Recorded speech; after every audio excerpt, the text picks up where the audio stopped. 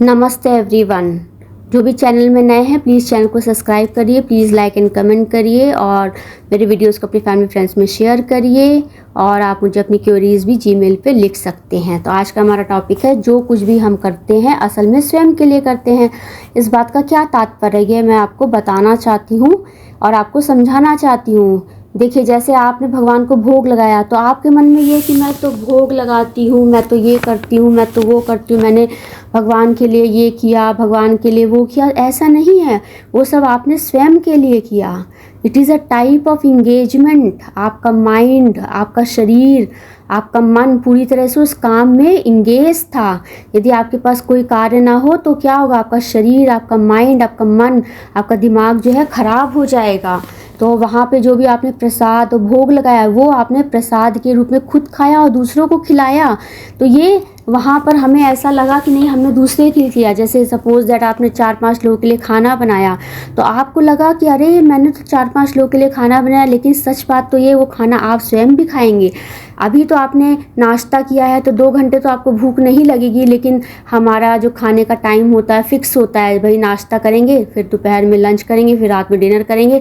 तो हमें भूख का एहसास ही नहीं। यदि नाश्ता कर ले और हमें लंच ना मिले कई घंटों तक, जब आपको भूख लगेगी तब आप कहेंगे अरे मुझे तो स्वयं के लिए खाना बनाना। लेकिन यहाँ पर लोग ये कहते हैं कि अरे मैंने तो 4 लोगों के लिए, 5 लोगों के लिए खाना बनाया, मैं तो अपने घर वालों के लिए खाना बनाती हूँ और वो लोग मुझे कुछ पूछते नहीं हैं। यूजली क्या होता है कि महिलाओं में आपस में लड़ाई रहती है कि अरे उन्होंने इतना काम किया, उन्होंने इतना काम। सच बात तो ये है कि आप जो भी कुछ करते स्वयं के लिए करते हैं। यदि आप दूसरों के लिए खाना बना रहे हैं तो उस खाने में आपके भी तो खाना बन रहा है, आप भी तो उस खाने को खाएंगे। लेकिन आपको अभी भूख का एहसास नहीं है। यदि 2 घंटे खाना ना मिले, 3-4 घंटे खाना ना मिले, तब आपको भूख का एहसास होगा, तब आप उठेंगे और अपने स्वयं के लिए खाना बनाएंगे। और यही आपने खाना बनाते वक्त यदि आपने 3-4 लोगों का और भी खाना बना लिया तो उसमें कोई बड़ी बात नहीं, बल्कि प्रेम से दूसरों के लिए खाना बनाइए, प्रेम से बनाइए और प्रेम से खिलाइए और खुद भी खाइए। अब जैसे सपोज दैट आप जो है फ्लोर को स्वीप करते हैं या घर में कोई सफाई का कार्य कर रहे हैं तो वो एक बहुत अच्छी एक्सरसाइज है। आप कहेंगे अरे मैंने तो ये किया। जैसे सपोज आप भगवान के कमरे में पोछा लगाते हैं, भगवान का कमरा साफ रखते हैं, तो सच बात तो ये आप कहेंगे अरे मैंने तो भगवान के लिए ऐसा किया। नहीं, आपने स्वयं के लिए किया। ये बहुत ही अच्छी एक्सरसाइज है। इससे आप कॉन्स्टिपेशन नहीं होगा, आपके पैरों की मसल्स मजबूत रहेंगी और आप जो है फुर्तीले रहेंगे। तो ये बात आपको समझ में आनी चाहिए। अब सपोज़ दैट माता है अपने पुत्रों के लिए, पुत्री के लिए करती है तो वो वहाँ पे खुश रहती है, बच्चे को तैयार करती है, बच्चे को स्कूल लेके जाती है, उसको खाना खिलाती है, उसको पढ़ाती है। बहुत सारी एक्टिविटीज़ हैं जो माँ अपने बच्चों के लिए करती है। इसमें क्या है कि माँ इंगेज है। It is a kind of engagement, it is a kind of engagement of the mind. अब हमने जो भी कार्य किया, यदि आप आध्यात्मिक पथ पे हैं तो आध्यात्मिक पथ में आप क्या कर रहे हैं, आत्मा के विकास के लिए कार्य कर रहे हैं। आप एक्सरसाइज कर रहे हैं, खाना खा रहे हैं और जो है आप पोषक तत्वों को ले रहे हैं। तो ये सब क्या है, आप अपने शरीर के लिए कार्य कर रहे हैं। उसी तरह से जब आप कोई भी काम करते हैं, कि कोई भी थॉट आपके दिमाग में आता है या किसी से आप कुछ बातचीत करते हैं तो वहाँ पर क्या है, आप अपने मन के लिए कार्य कर रहे हैं। तो अपने माइंड के लिए कैसे कार्य कर रहे हैं, तो इस तरह से आपने अपने शरीर को, आत्मा को और अपने मन को इंगेज रखा। इंगेज रखना क्या है, यही जीवन है। यदि आपका जीवन अदरवाइज नहीं रहेगा, यही जीवन है और इसी से ही जीवन चल रहा है और हम एक दूसरे के सहारे ही जीवन काट रहे हैं। आप कहें कि हम अकेले सब कुछ कर लेंगे तो ऐसा बिल्कुल भी संभव नहीं। अकेले आप सब कुछ नहीं कर सकते। यदि आज आपको खाना बनाना है तो आपको आटा चाहिए होगा। आटा क्या आप पीसेंगे, उगाएंगे? ऐसा नहीं। उगाने वाला व्यक्ति अलग है, पीसने वाला व्यक्ति अलग है और बेचने वाला व्यक्ति अलग है। फिर हम वहाँ से आटा लेके आते हैं, फिर हम रोटी बनाते हैं, फिर हम खाते हैं। सोचिए कितना प्रोसेस है। एक अकेला व्यक्ति सारे कार्य नहीं कर सकता है। इसको बहुत सारे एग्जाम्पल्स हैं, उससे हम आपको ये सब बातें समझा सकते हैं कि आपको ऐसा लगता है। तो यहाँ पर क्या हुआ कि ये सब बातें धीमे धीमे अनुभव आपकी जैसे जैसे उम्र होती जाएगी, एज होती जाएगी, वैसे वैसे आपको ये सब आपको समझ में आने लगेगा। आप खाली ऐसे बैठे रहेंगे तो आपका शरीर खराब हो जाएगा, आपका मन खराब हो जाएगा, आपका माइंड इंगेज नहीं रहेगा, आप अपनी आत्मा के लिए विकास नहीं करेंगे तो आपकी आत्मा जो है दिन पे दिन जो है वो जीव आत्मा जो है वो आपकी प्यूरीफाई नहीं हो पाएगी, वो अशुद्ध होती जाएगी। और आपको उसको प्यूरीफाई करना है और आपको परमात्मा से मिलने के लिए अपने आप को तैयार करना है। तो ये क्या है, एक तरह का काम है, it is a kind of work, it is a kind of engagement.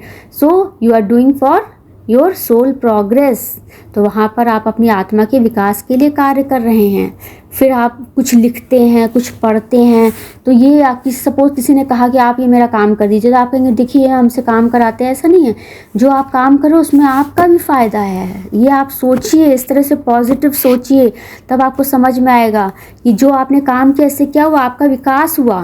आपने कुछ चीज़ें बोली, कुछ चीज़ें लिखी, इससे आपका विकास हो रहा। आज देखिए मैं ये वीडियो बना रही हूँ, तो वीडियो बनाते समय क्या मैं बोल रही हूँ, मैं लिख रही हूँ, मैंने इसको रिकॉर्ड किया, फिर मैंने इसको अपलोड किया। तो अभी देखिए मैं क्या हूँ कि मेरे it is a type of engagement of the work. यहाँ पर क्या है, काम के साथ मैं इंगेज हूँ। इस तरह से मेरी दिनचर्या चल रही है, जिस तरह से मैंने अपने आप को इंगेज करके रखा हुआ है कि मैं ये कुछ कुछ काम करूँगी।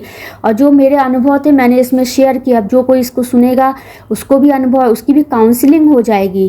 काउंसलिंग में क्या है, किसी को हम समझाते हैं। अब आप कुछ और एग्जाम्पल ले लीजिए, सपोज दैट आप किताब लिखते हैं कोई, तो किताब आप लिख रहे हैं तो उसमें क्या है, आप अपने अनुभव शेयर कर रहे हैं। वहाँ पर आप अनुभव शेयर कर रहे हैं, वहाँ पे एक डायरी के जैसे आप अपनी खुद की कहानी लिख रहे हैं। तो वो वहाँ पर क्या कर रहे हैं, किताबें बिकेंगी, दूसरा पढ़ेगा, लेकिन ये सच में आपने किसके लिए किया, आपने स्वयं के लिए किया। और जो भी रेवेन्यू होगा, जो भी आप उससे अर्न करेंगे, उससे आपका ही लाभ होगा।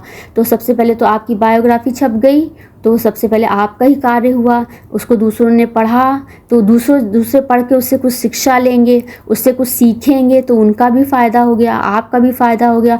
तो यहाँ पर जो यदि ये किताब मैंने ख़रीदी है आज, ठीक है, तो मैंने अपने स्वयं के लिए किताब खरीदी। मैंने यदि खाना ख़रीदा है तो ये स्वयं के लिए खाना ख़रीदा है।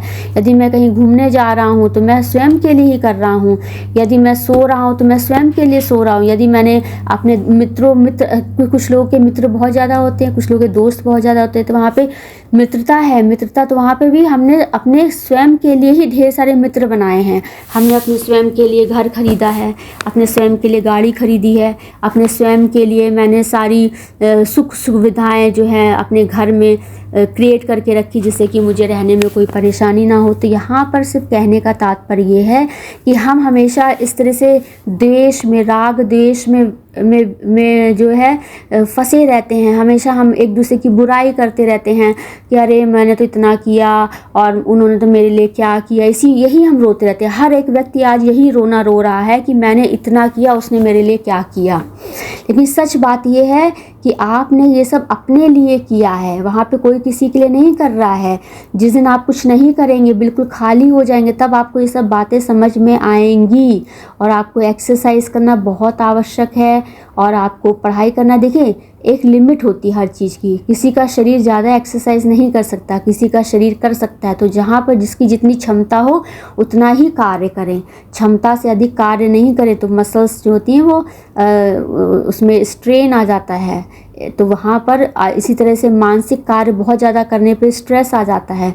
तो कोई भी कार्य जो है लिमिट से बाहर नहीं करना होता है। तो ये मैं आपको समझाना चाह रही हूँ कि आप जो भी कुछ करते हैं वो स्वयं के लिए ही करते हैं। ये बातें आपको आज समझ में नहीं आएंगी। जैसे मैं जब अर्ली एज में थी तो मुझे नहीं समझ में आता था। आज मैं 51 वर्ष की हो गई हूँ, तो मुझे धीमे धीमे ये बातें समझ में आ रही होती हैं कि हम जो कुछ भी करते हैं वो स्वयं के लिए करते हैं। Thank you everyone. नमस्ते एवरीवन।